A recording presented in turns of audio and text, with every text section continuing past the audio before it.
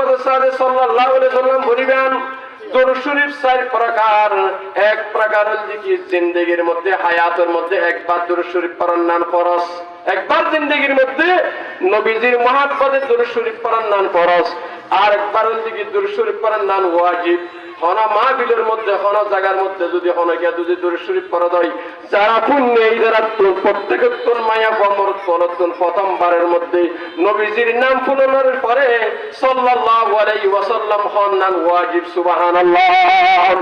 আরেক প্রমাণ দরুদ শরীফ বললি কি সুন্নতে মুআক্কাদান জিবারা নামাজের মধ্যে বলি দরুদ ইব্রাহিম আল্লাহু আকবার। আরেক দরুদ শরীফ লিখি আই পরেবার বললাম, ইয়ার পরে আরো যতবার বলিলাম আল্লাহু আকবার। যারা শুনিলাম আল্লাহু আকবার তৃতীয় চতুর্থ পঞ্চম ষষ্ঠ যতবার নবীজির নাম শুনিব ততবারের মধ্যে সাল্লাল্লাহু আলাইহি ওয়াসাল্লাম পড়ার নামের দিকে মুস্তাহাব। সুবহানাল্লাহ।